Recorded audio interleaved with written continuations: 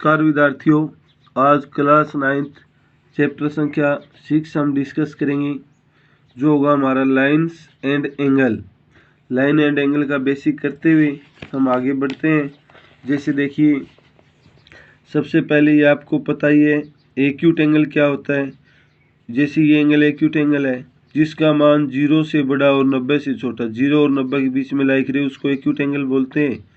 इसके बाद में जैसे कि वाई आपका राइट एंगल दिया है जिसका मान बिल्कुल 90 डिग्री हो उसको राइट एंगल बोलते हैं। ऑब्ट्यूज एंगल ये जैसे जेड है वो ऑब्ट्यूज एंगल दिया हुआ है जिसका मान 90 से बड़ा और 180 से छोटा, 90 और 180 के बीच में लाई गई उसको ऑब्ट्यूज एंगल बोलते हैं। और इसके बाद है विद्यार्थियों स्ट्रीट एंगल। स्ट्रीट एंगल जैसे ये पूरा अस आपका स्ट्रीट एंगल है, स्ट्रीट एंगल यानी जिसका मान 180 डिग्री हो, एक सीधी लाइन पे एंगल बनाओ उसको स्ट्रीट एंगल बोलते हैं। इसके बाद है विद्यार्थियों रिफ्लेक्सिव एंगल। इम्पोर्टेंट पॉइंट है, जैसे ये पूरा कोई एंगल दिया हुआ था इसका रिफ्लेक्सिव निकालना है तो इसको छोड़ के जो इसके बाहर का पोर्शन रहेगा ना वो रिफ्लेक्सिव होता है। तो यहाँ पे रिफ्लेक्सिव जैसे ये टी रिफ्लेक्सिव दिया हुआ है इसका मान 180 से बड़ा और 360 से छोटा होगा।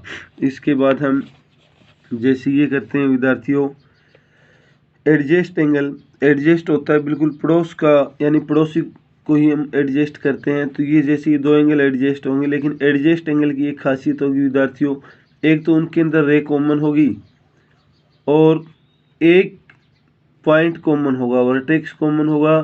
अदर टू रो इसके अपोजिट होगी, एक इस साइड होगी तो दूसरी इस साइड होगी। जैसे ये दोनों आपके एडजस्ट एंगल है। इसके बाद विद्यार्थियों लीनियर पेयर। लीनियर पेयर होते हैं एक सीधी लाइन पे बने हुए एंगल।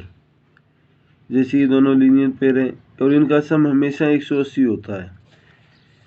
ये वर्टिकल अपोजिट एंगल दिया है विद्यार्थियों, जैसे ये दोनों एंगल बराबर होंगे, ये दोनों एंगल बराबर होंगे। जब भी दो लाइन एक दूसरे को काटेगी ना तो जैसे 1 और 2 बराबर होगा, 3 और 4 बराबर होगा, इनका यूज करेंगे हम। और इसके बाद विद्यार्थियों हम आगे बढ़ते हैं और सीधा एक्सरसाइज में एंट्री करते हुए एक आध सम पे डिस्कस करेंगे इसके।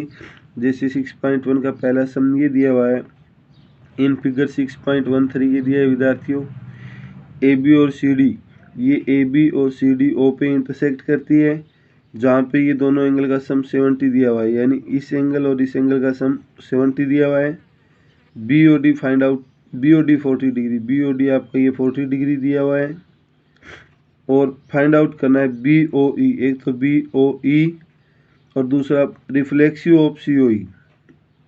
तो देखिए कैसे करते हैं, करने से और ज़्यादा क्लियर होगा। जैसे विद्यार्थियों ये चित्र दिया हुआ था आपको, इसके अंदर ये एंगल फाइंड आउट करना है, इसका रिफ्लेक्सिव, और ये एंगल फाइंड आउट करना है।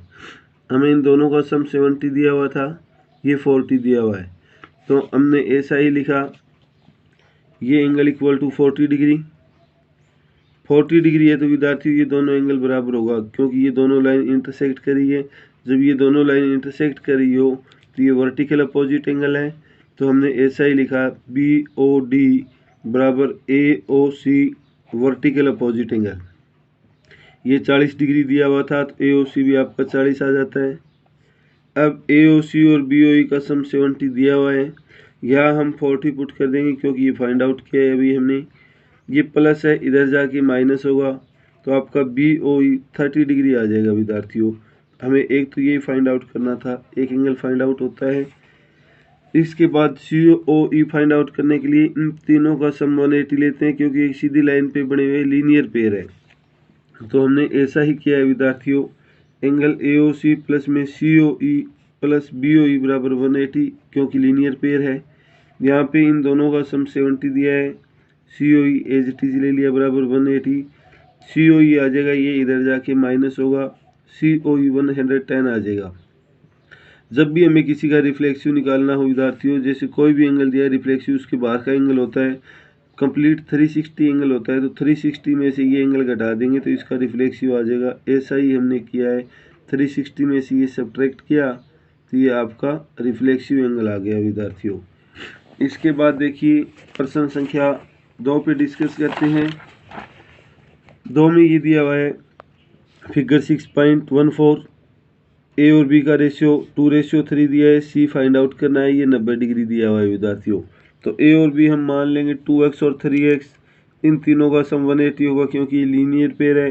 ये 90 है तो फिर इन दोनों का सम 90 आ जाएगा और वहाँ से हमें ये दोनों एंगल मिल जाएंगे।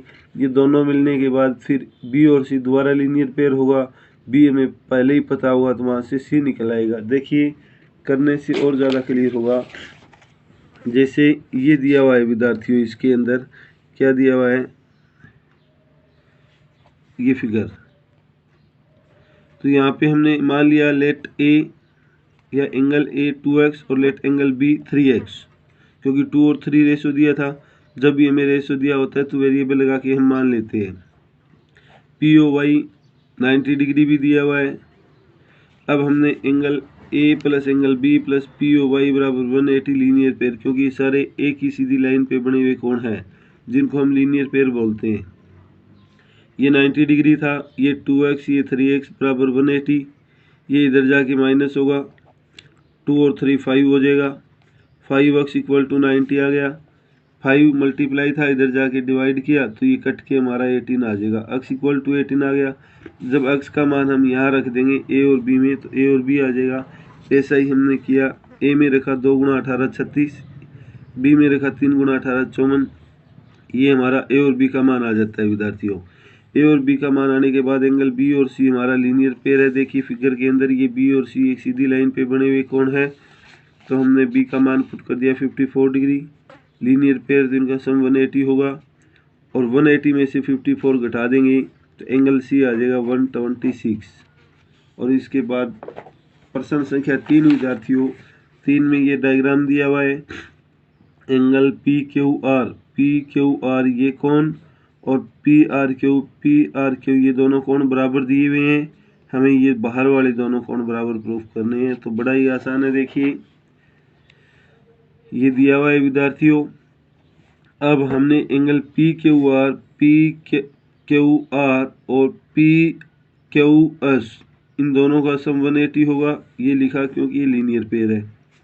इसी तरह से हमने एंगल पी आर क्यू ये अंदर वाला एंगल और पी आर टी ये बाहर वाला एंगल का सम भी 180 लिया, ये भी लीनियर पेयर है। अब ये भी 180 इन दो का जोड़ और ये भी 180 इन दो का जोड़, जब ये बराबर है तो ये दोनों भी बराबर होंगे। तो ये इक्वेशन 1 और ये इक्वेशन 2, तो हमने लिखा फ्रॉम इक्वेशन 1 एंड 2, ये दोनों पोर्शन बराबर किया। अब विद्यार्थियों पी क्यू आर और पी आर क्यू बराबर थे, दिया हुआ था, ये देखिए हमने लिख भी दिया। तो पी आर क्यू की जगह पी क्यू आर लिख दिया। सेम साइड सेम एंगल दोनों साइड बराबर हो तो कट जाता है, इससे ही कट गया क्योंकि इसको इधर ले गए तो माइनस हो जाएगा, प्लस माइनस कट जाता है। हमारे पास ये रहता है और यही प्रूफ करना था। इसके साथ विद्यार्थियों आपकी एक्सरसाइज 6.1 की क्वेश्चन संख्या 1 2 3 कंप्लीट होते हैं, जो आप अपनी फेयर नोटबुक में पूरा करेंगे। धन्यवाद।